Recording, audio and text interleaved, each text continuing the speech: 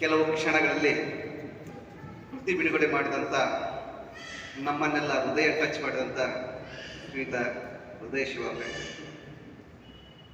ಬಹಳಷ್ಟು ಆತ್ಮೀಯವಾಗಿ ಮತ್ತು ಈ ಒಂದು ಕೃತಿ ಪರಿಚಯ ಮಾಡಿಕೊಟ್ಟಂಥ ಡಾಕ್ಟರ್ ಪದ್ಮಾ ಚಿನ್ಮಯ್ಯ ಅವರೇ, ಹಾಗೂ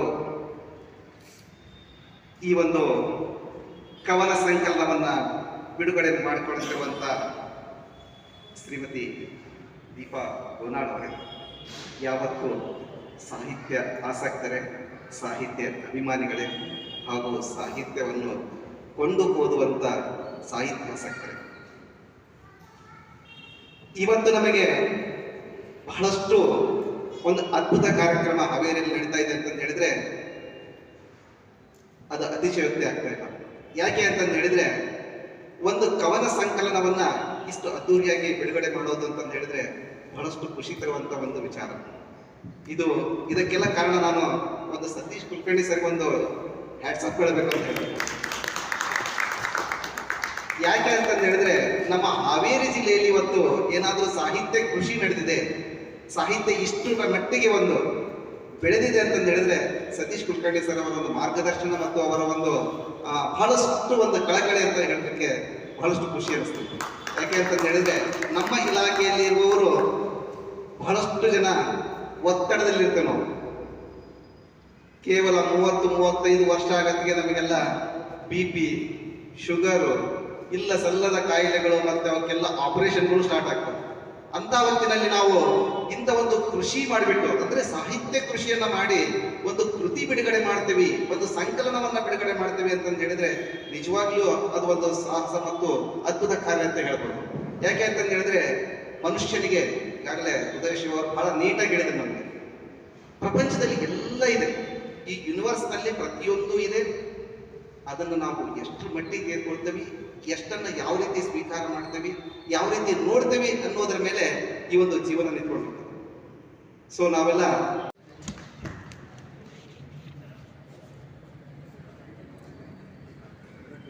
ಶ್ರೀ ಮಂಜುನಾಥ ಬಳಿಯೂರು ಹಾವೇರಿಯ ಅಂಚೆ ವಿಭಾಗದಲ್ಲಿ ಅಧೀಕ್ಷಕರಾಗಿ ಕೆಲಸವನ್ನು ಮಾಡ್ತಾರೆ. ನಾವು ಕೂಡ ಸಾಕಷ್ಟು ನಮ್ಮ JCI ಸಂಸ್ಥೆಯಿಂದ ಅನೇಕ ಕಾರ್ಯಗಳಿಗೆ ಹೋದಾಗ ದೊಡ್ಡ ಸಹಕಾರವನ್ನ ನಿಜವಾಗ್ಲೂ ನಮ್ಮ ಅಂಚೆ ಇಲಾಖೆ ಯಾವಾಗಲೂ ಕೂಡ ನೀಡ್ತಾರೆ. ಅವರಿಗೆ ಅಭಿನಂದನೆಗಳನ್ನ.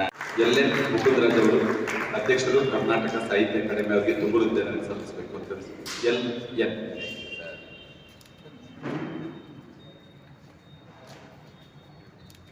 ಎಲ್ಲ ಕವಿಗಳು ಕೂಡ ದಯವಿಟ್ಟು ವೇದಿಕೆ ಬಂದ್ಬಿಡ್ಬೇಕು. ಒಂದು ಪುಸ್ತಕ ತಮಗಾಗಿ ಕಾಣಿಕೆಯಾಗಿ ಕಾಯ್ತಾ ಇದೆ.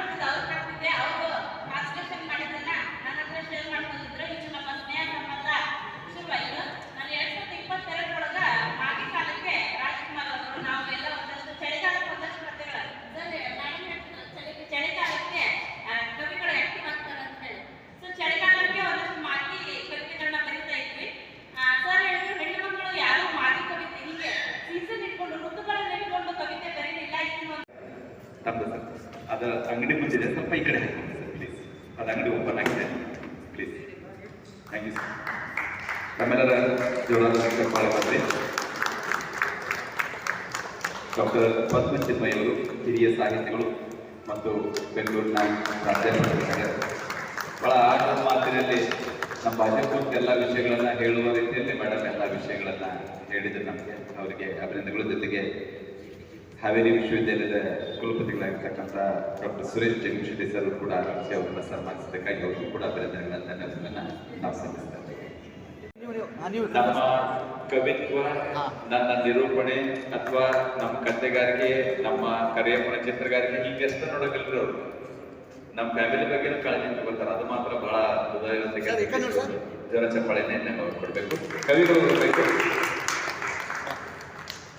ಕವಿಗೋಷ್ಠಿಯನ್ನು ಪ್ರಾರಂಭಿಸ್ತಾ ಇದ್ದೇವೆ. ಒಂದು ವಿನಂತಿ, ಬೇಕಾದಷ್ಟು ಬಂದು ಹೋಗುವಂಥದ್ದು. ಹೀಗಾಗಿ ನಾನು ಆ ಪ್ರದೇಶವನ್ನು ನೋಡಬೇಕು ಅಂತ ಕೂಡ ಆಸೆ ಇತ್ತು. ಮತ್ತು ನಮ್ಮ ರೂಪಾಯಿದವರು ಇಲ್ಲ ಅದನ್ನು ಏನೋ ಪ್ರದೇಶ ಬಿಡುಗಡೆ ಬರ್ತಾರೆ ನನಗೆ ಭಾಳ ಖುಷಿಯಾಗಿದೆ. ಹೀಗಾಗಿ ಅವ್ರಿಗೊಂದು ಮಾತುಗಳಿದೆ, ನಿಜವಾಗಿಯೂ ಶಿವ ಅಂತ ಅವ್ರ ಮಾತುಗಳನ್ನು ಕೇಳ್ಕೊಂತಾರೆ. ಅವರಷ್ಟು ಚೆಂದಾಗಿ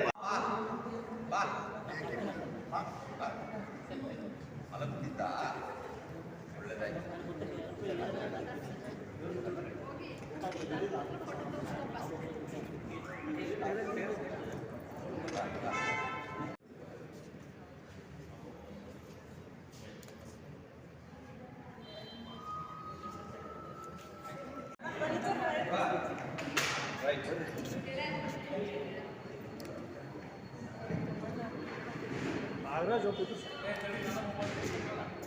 ಹಾಂ ನೋಡಪ್ಪ ಚಲೋ ಅಲ್ಲ ಹಳೆ ಗೆಳೆಯ ಇಷ್ಟ ಅಲ್ಲಿ ನೀವು ಹಾಂ